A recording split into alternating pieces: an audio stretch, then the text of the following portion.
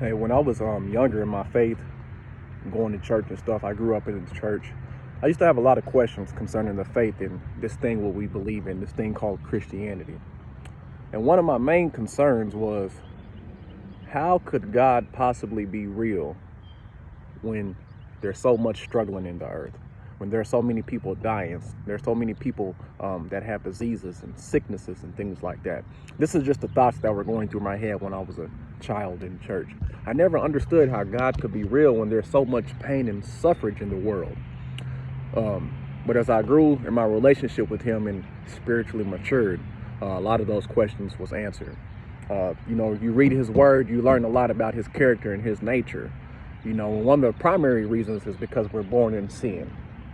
All right, we as humans are born in sin. All right, and I want to expound on that a little bit more and read this verse from Isaiah chapter 26. All right, and Isaiah explains a little bit about why we suffer so much. All right, and what he says is, when your judgments are in the earth, the inhabitants of the world will learn righteousness. Let grace be shown to the wicked, yet he will not learn righteousness. In the land of uprightness he will deal unjustly, and will not behold the majesty of Yahuwah. Yahuwah, when your hand is lifted up, they will not see. Okay, so Isaiah says that when God's judgments are in the earth, we learn righteousness. So whenever he judges us, whenever he chastises us, that is when we learn righteousness. If it wasn't for his discipline and his chastising, then we would never learn what's right. If he never disciplined us like a father should, then we would never learn right from wrong. He said, if grace is shown to the wicked, they will not learn righteousness, but they will continue to deal unjustly in the land of uprightness. And they will never fear Yahuwah. And if Yahuwah's hand is lifted up, they will not see. So if God was to show us more favor and lift his hand off of us and let us just live freely, we would destroy ourselves, and we would never do right. We will never choose to do right without God. Okay, now I don't want to make this too long of a video. I'm going to go talk about this a little bit more in 2 Corinthians chapter 12 verses 7. This is Paul speaking. Paul was talking about how much he was suffering.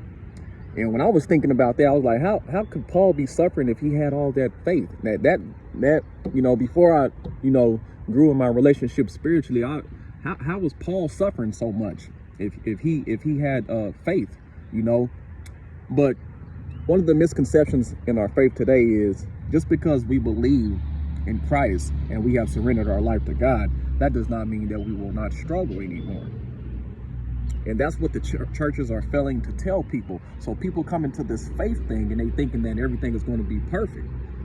And then whenever they get hit hard in the faith, they fall away because they had the wrong expectations. Now, don't get me wrong. Yahuwah the Father is good. Living life with him is better than any other life. He will protect you. He will provide for you. He will give you joy and peace. Okay? But this faith thing is not easy. All right? Now, Paul says, unless I should be exalted above measure by the abundance of the revelations, a thorn in the flesh was given to me, a messenger of Satan, to buffet me, lest I be exalted above measure. I'm going to explain this in a minute. Concerning this thing, I pleaded with the Lord 3 times that it might be departed from me, that it might depart from me. And he said to me, my grace is sufficient for you, for my strength is made perfect in weakness. Now, I want to explain that.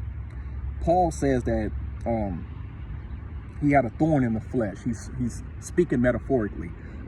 Something was bothering him, whether it was a disease or some kind of sickness or something was seriously bothering Paul, that he talked about it in his letter to the Corinthians.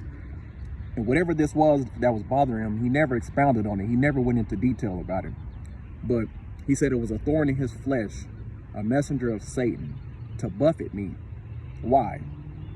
Lest I be exalted above measure. So what Paul is saying is, this thorn in the flesh that he had was given to him so that he will not exalt himself.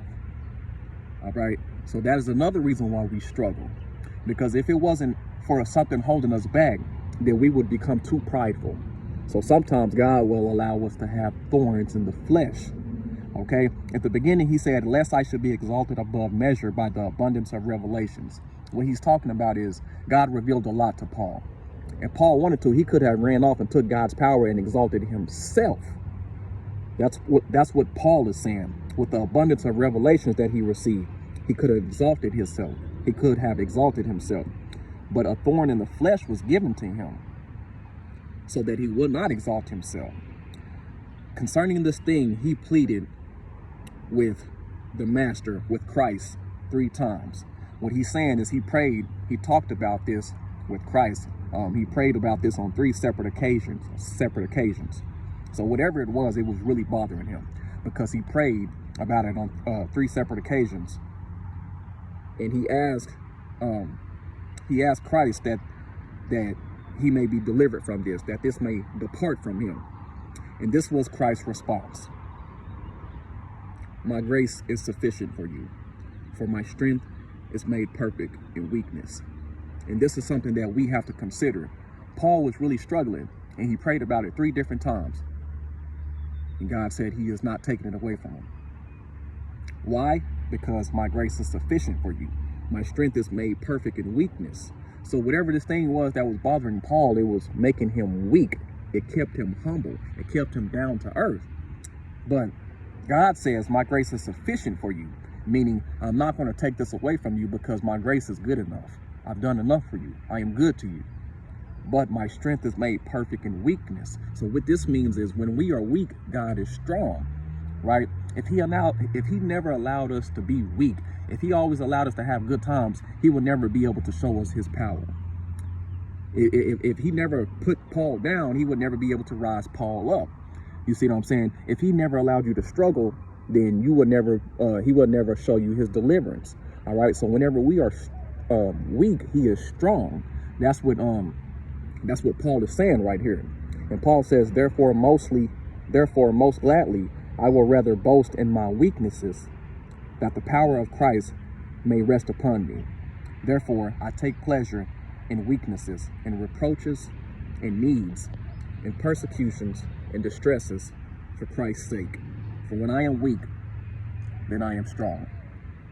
So, to summarize this up, if you want to know why we struggle, if you want to know why God won't take it away from you, it's because his grace is sufficient for you. His grace is enough for us. Life is not, having a relationship with God is not about living a pain-free life. Because if we did live pain-free, he would never be able to receive his glory. He would never be able to show us how powerful he was if we lived a life full of problems. Sometimes he may raise up enemies for us just so he can destroy them before our eyes and show them who he is, so that he may be exalted, so that the world may know who he is. His strength is made perfect in weakness. So when we are weak, he is strong. All right.